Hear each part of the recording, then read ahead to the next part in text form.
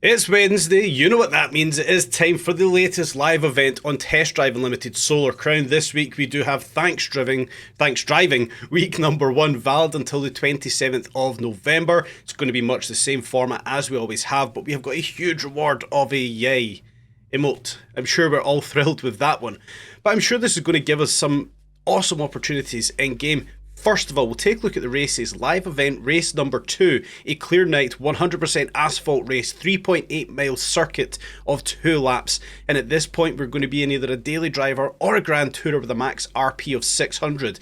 A wide opportunity, a wide variety of cars we can take into this race in particular. Looking forward to trying that one. Move over to live event race number 1, and this one is going to cap off everything. A 2CV versus Beetle race, once again a dry 100% asphalt race. It's a sprint of 3.8 miles. Very much looking forward to that one, guys. You know how much I do enjoy using the 2CV in Test Drive Unlimited. And lastly, we'll take a look at live event race number 3, a Grand Tourer versus Supercar style of race, 800 RP. Once again, it is looking like it's going to be dry 100% asphalt, 6 mile domination race. That one there's going to be a little bit of a longer one, but let's push forward and get into the races for today. Now I am starting off here at the Wanchai gas station in the Ford GT, one car that I haven't used much in the game. I've done a big review on the Ford GT and I think many people will be surprised. That video will of course pop up at the end of today's video. Head on over and check that out, guys, if you haven't already explored the 2006 Ford GT. But enough plugging from me, let's get ahead with the first race for today. We will go into live event race number 2, which is of course the daily driver versus Grand Tourer style, which is supposed to be a dry race, and we can clearly see it is not a dry race. But we will jump into the Audi TT RS daily driver going up against a lot of Grand Tourers, launching the TT RS off the line.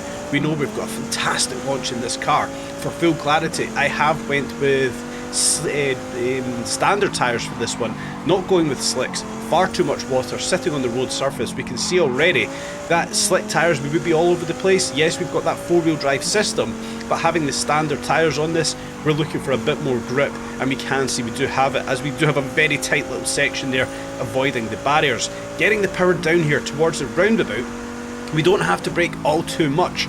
We can actually navigate this just off the throttle around the roundabout. A bit of a tighter braking zone here. I do miscalculate it, clipping the wall, but get around that one, not too bad. Again, we want to be a bit cautious here, not overextending, taking barriers out on either side of the road. A bit of a tricky right-hander here. We do have a bit of understeer pushing us across the road, probably from the wet road surface of this dry race.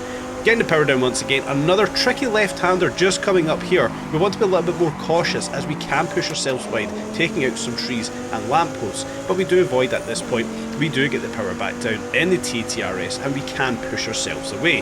What we can already take a note of is we are stretching so far ahead of the AI as we come into this very tricky right-hander here. It does tighten itself towards the end. Last right-hander as we do get the power down and head to the start-finish line.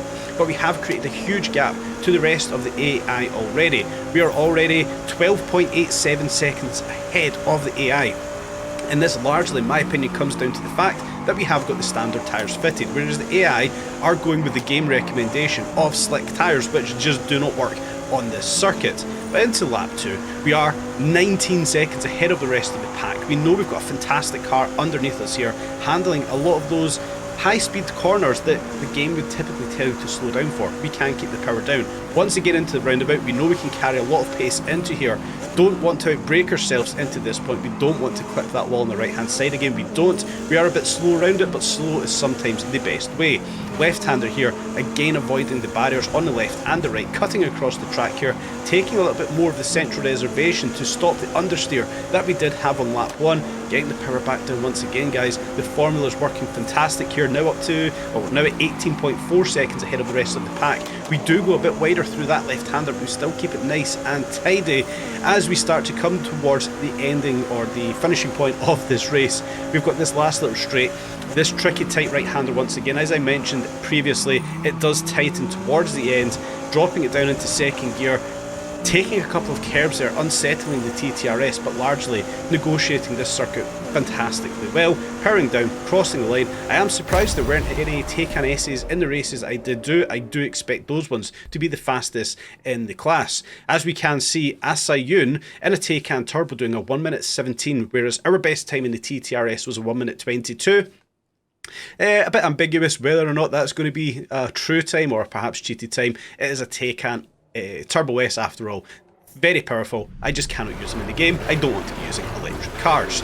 Moving forward to the second race today, it will be live event race number 3. We are of course in the Lamborghini Huracan, up against some fantastic looking cars, the Corvettes, the Daytona, etc, the Ford GT as well actually. But we do launch the Huracan off the line fantastic well, cutting over the central reservation, cutting it again into a left-hander here.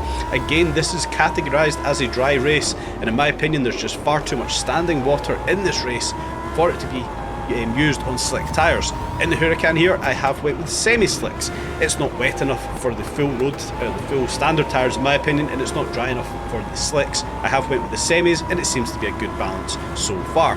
Right-hander here, we can just cut it, avoiding trees and lampposts. Somehow we did manage to avoid them, guys, and we have managed to cut a couple of corners there and get a good time on the board.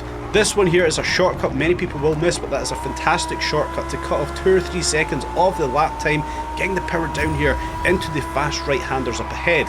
Now we will be duped by the red marks on the road telling us to slow down, but largely we can keep a lot of the power down through those right-handers. That right-hander in particular, we do have to slow down as it is kinking into a left straight away, but we can get straight back on the power here.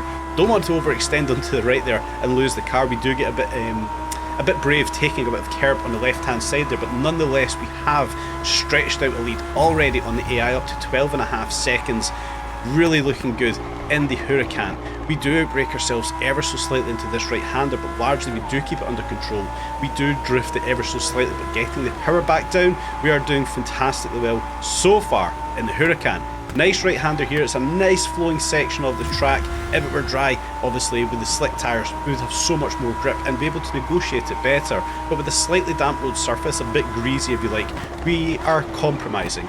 Not wanting to outbrake ourselves into that tight right-hander there, we do brake a little bit late and compromise the corner. But getting the power down uphill in the 4-wheel drive Huracan, we don't really have all too much of an issue. Big flowing section right here, left-hander, but we want to jump onto the brakes into this left-hand section right here as it's instantly kinking back to the right, taking out our lamppost that we always do in these races and a tree to boot. Yeah, it wouldn't be a race on this channel if we didn't take out a lamppost or two. But we've done that now. We can advance with the rest of the race, about 35% or so left of this one. Flowing left section here, again if we did have slick tyres we probably could keep that one at full throttle, but we're sliding across the track, braking down into another roundabout section here. We do get brave taking the left-hander there, taking a bit of the curb, but it actually proved to be quite well. Flowing over to the left side of the freeway or the motorway here as we come downhill, we do want to be on the left and cut across the central reservation to make the slip road. Going on the right hand side we typically would end up hitting the wall. Now at this point we do notice a shortcut, but we notice it late. We try to cut back for it and we end up hitting the wall, costing ourselves a few seconds. So at this point, not turning out to actually be a shortcut. But we will push forward, guys. We've got about 20% of the race left. Big straight up here, and we can start to really get the power down in the Huracan. We know this thing is blindingly quick and it handles fantastically well. Top end is a little bit lackluster in it due to the tune that I've got built. But when we look at the rest of the race, it's largely for acceleration, and the Huracan has excelled. Interesting braking zone here as we do come through the little wooded section. It is tricky to catch that one, guys, but I'm sure you will perfect it. Hairpin up ahead here, we do put a bit of handbrake on so we can get around it a bit quicker. Down into first gear, power through this one, up into second, left-hander here, back down into first gear. Try to be nice and tidy through this one as we get the power back down to the big sweeping left-hander up ahead to cross the finish line. It is tricky as the Huracan just wants to turn round, and I feel sorry for those guys in those houses that every single car is about to crash into. Now once again we can see Asayun in an F-Type SVR almost 30 seconds quicker than us. I'm very sceptical whether or not those are true times. They, in my opinion, are likely cheated times. But we take another second place, guys. We won't complain about it all too much. The Huracan largely performing fantastically well. And of course, it would not be a live event without getting into Brum, the 2CV versus Beetle challenge here. Look forward to this one. It is a dry race and it is on asphalt for Brum. Of course, we do enjoy using the 2CV off-road, but getting off the line, we are getting tackled by a Beetle into this first tight right-hander. It's an absolute slugfest. The AI will always dive bomb me there, as we do almost go off track and off a cliff there in the 2CV, but we do keep it on the track and we do stay ahead of the rest of the AI. It's going to be very difficult, this one. I don't have any high hopes for a clean race from myself. The 2CV, we know, is very pointy at the front end, it's very lively under a handbrake, and it's just fun to drive. I absolutely love it. It's probably one of the best, or maybe not best, one of the most fun cars I've used in the game. I hope you guys have experienced the 2CV. Coming in through a couple of hairpins here, we're not going to handle them all too well. It's not a Lamborghini, it's not the TTRS, it is a 2CV, but we can have some fun with it. Cutting across a little bit of track there, we almost roll the 2CV, but we do manage to keep it on all fours and we can push forward. Coming downhill, 4th gear into 5th gear, into a left-hander up ahead. How are we going to handle this one? We do go a bit cautious with it, the back end stepping out just a little bit. We don't want to fall off the cliff in this race, we want to stay as clean as we can. Coming downhill into another heavy braking zone, hairpin, stick a bit of handbrake on, and the back end tries to come round, the front end snaps back into action. It's not the cleanest of handbrake turns, but it's a little bit of fun. We can now push forward though, get the power back down. We're almost halfway through this race. As we do come left-hander down into right-hander, we do go full throttle. The balls are big on this one, guys. We're fully committing to the 2CV through the little snaking downhill section as we do come down to another hairpin here. How's it going to perform? This time with the handbrake, kicking right round, but the front end just snapping back round on us, not getting the best of handbrake turns. But we negotiated that hairpin nonetheless. We can get the power back down and we can see we've got a huge gap to the rest of the AI, only just passing us on the left hand side on the minimap. Another hairpin up ahead, right-handed this time. Can we be a little bit cleaner this time out? We do go cautious, we are under the brakes here, we don't use any handbrake at all, we try to negotiate it nice and cleanly, perhaps a little bit quicker. Nonetheless, another hairpin coming up.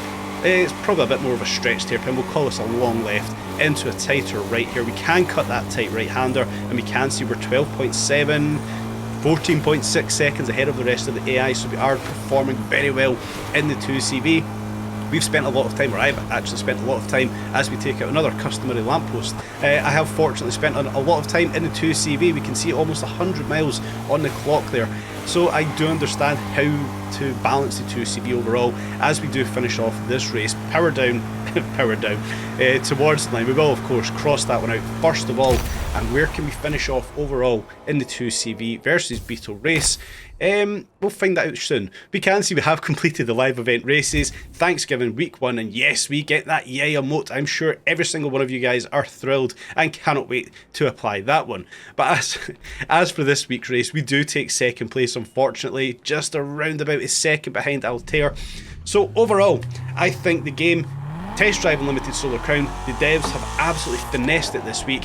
Fantastic race series. I'm sure every single one of you will enjoy using it, whether it's the D class, the G class, or the S class. Moving back to the 2CV Beetle races, guys, please let me know what cars you have chosen for all of those races. I might actually go back and spend some time using different cars in those races, perhaps challenging myself a little bit more. I hope you've enjoyed today's video, guys. Before you do leave today, please do give me a little like. Give me a like, subscribe, tap on the bell, selecting all of the notifications, but more importantly, please leave me a little comment in the comment section. It feeds the algorithm for YouTube and it will help me grow this channel. Stay tuned, guys, for more content coming to you very soon on Test Drive Unlimited Solar Crown.